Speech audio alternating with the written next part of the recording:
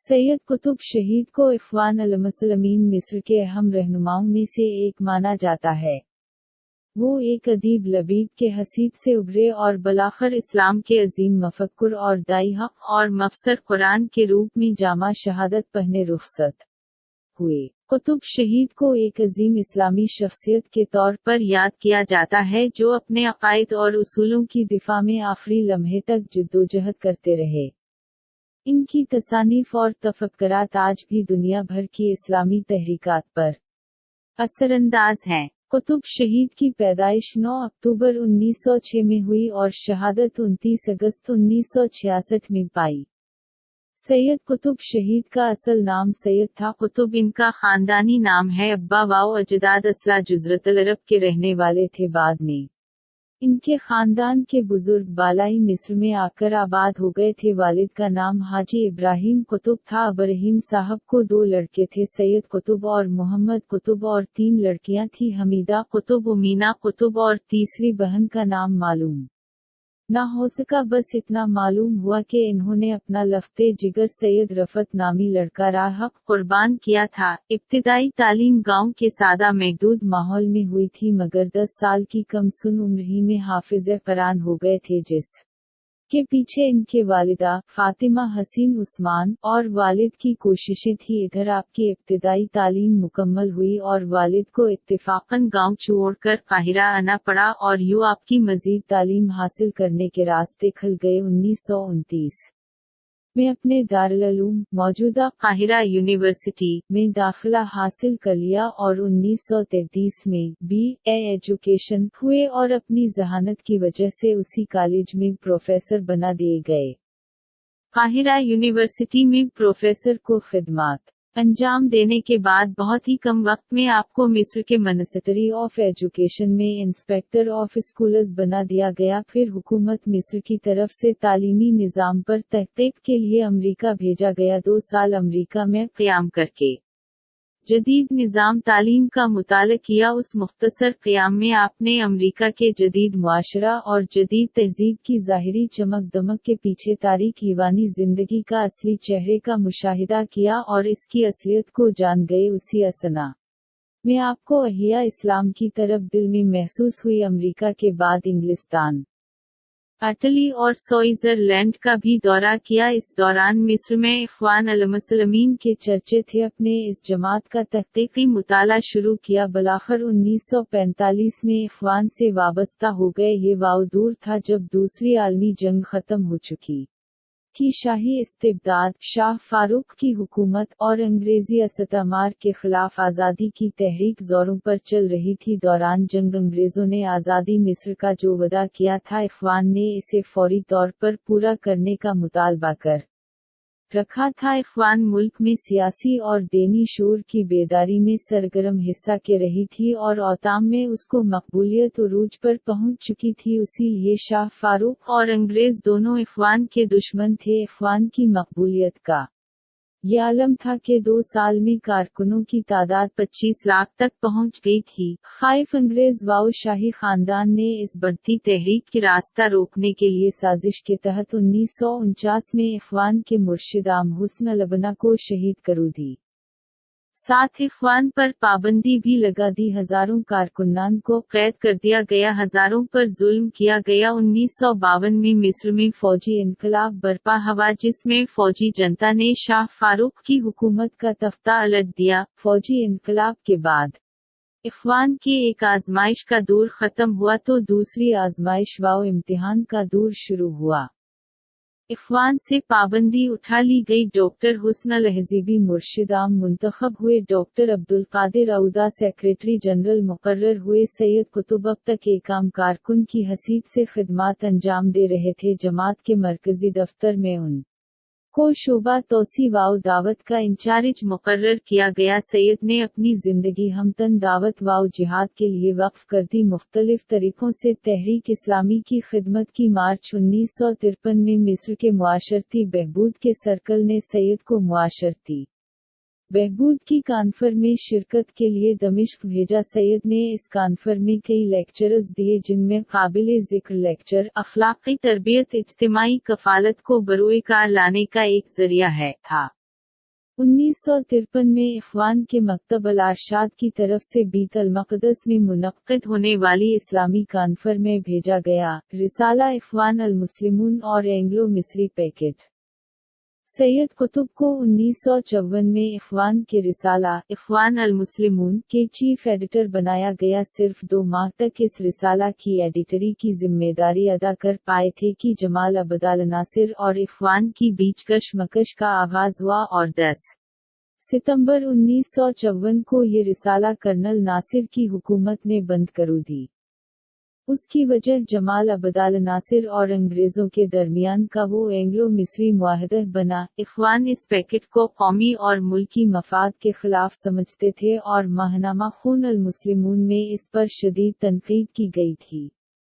इस रिसाला की पाबंदी के बाद इख्वान पर दोबारा एक नए आजमाइश का दौर शुरू हुआ। इख्वान को दोबारा खिलाफ कानून करार दिया गया। इस बार इख्वान पर मसाइब व आलाम के पहाड़ टूट पड़े। इसके रहनुमाओं समेत 50,000 कारकुनान गिरफ्तार कर लिए गए। किताब जमाल अब्द-अल नासिर 6 नामवर इख्वान रहनुमाओं को तख्तादार पर लटका दिया गया, जिसमें सरकारी अदालत के जज रह चुके अब्दुल कादिर औदा भी थे पाबंद सलासिल।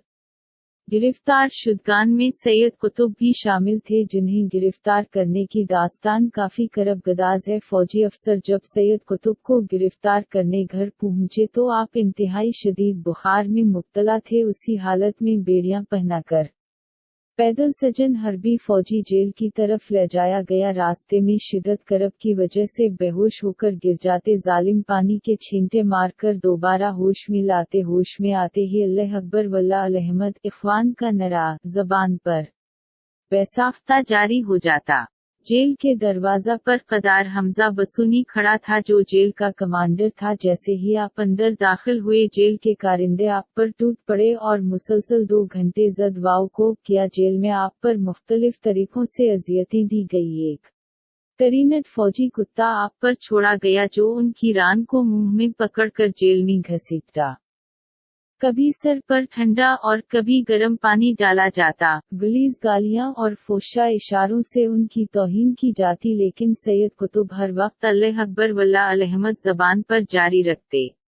रात में कोठरी में डाल दिया जाता और सुबह बेला नागा परेड कराई जाती। आपसे सवाल वाव जवाब का सिलसिला भी कई घंटे चलता। इन मशक्क़तों का ये नतीजा निकला कि आप मुतअद्दिद बीमारियों में मुब्तला हो जाते और फौजी हस्पताल में दाखिल कर दिए जाते, यहाँ तक कि जब आपको 13 जुलाई 1955 में 15 साल की सजा सुनाई गई, आपकी गैर हाजिरी में सुनाई गई, क्योंकि जब आप बीमारी को वजह से इस कदर कमजोर हो गए थे कि अदालत में हाजिर तक न हो सके थे। जमाल अब्द-अल नासिर की पेशकश।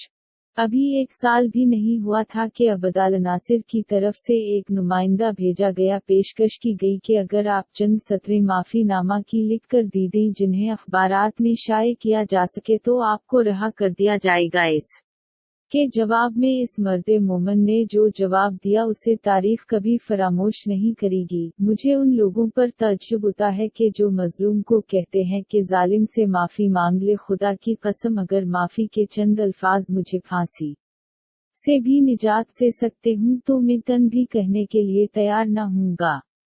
और मैं अपने रब के हुजूर इस हाल में पेश होना पसंद करूंगा कि मैं इससे खुश हो और वो मुझसे खुश हो। जेल में जब कभी उनसे इस पेशकश का जिक्र किया गया तो इन्होंने हमेशा यही कहा, अगर मेरा कैद किया जाना बरहक है तो मैं हक के फैसला पर राजी हूँ। अगर बातिल ने मुझे गिरफ्तार कर रखा है तो बातिल से कभी रहम की भीख नहीं मांगूंगा।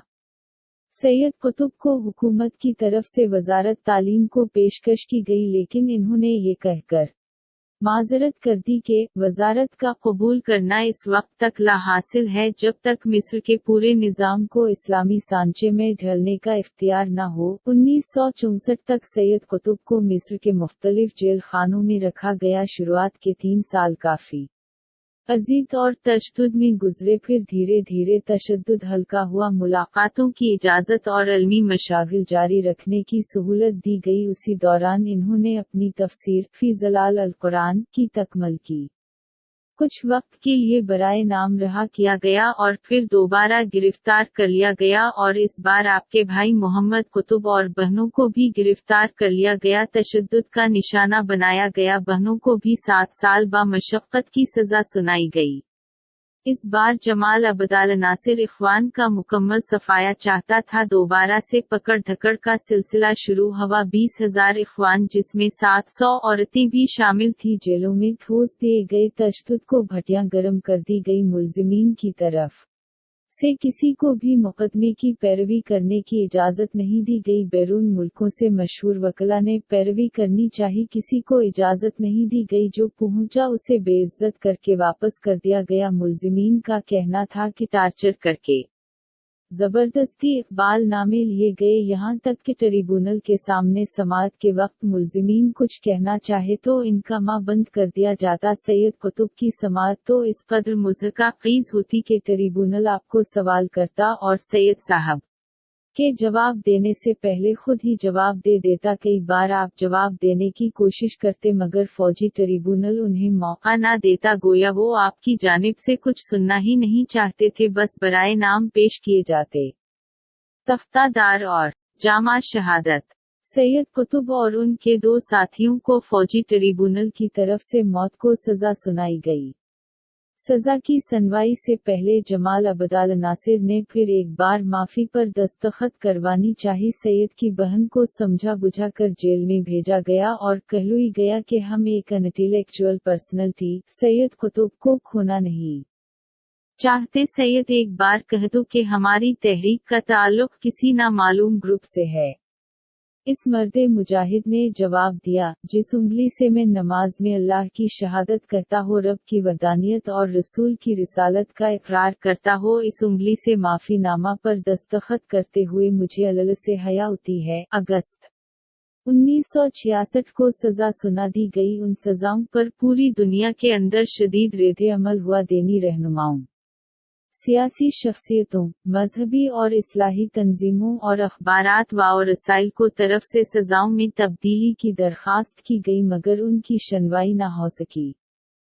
جب سید قطب کو تختہ دار پر لٹکایا جا رہا تھا تو جیل میں موجود پولیس عملہ نے کلمہ کی تلقین کی۔ اس پر سید قطب نے کہا کہ جس کلمہ کی تم روٹی کھاتے ہو ہم اس کلمہ پر جانے دے رہی ہیں، اور تختہ دار کو چوم لیا۔ بالآخر 29 اگست 1966 کی صبح کو یہ سزا نافذ کر دی گئی۔ اور اس طرح عالم اسلام کا یہ بطل جلیل مفکر پورے صبر و استقلال کے ساتھ 10-11 سال تک قید و بند کے مصائب جھیلنے کے بعد راہ حق میں اپنی جان کا نذران پیش کر کے اپنے خالق حقیقی سے جا ملا۔ یہ شہادت کا الفت میں قدم رکھنا ہے۔ لوگ آسان سمجھتے ہیں مسلمان ہونا۔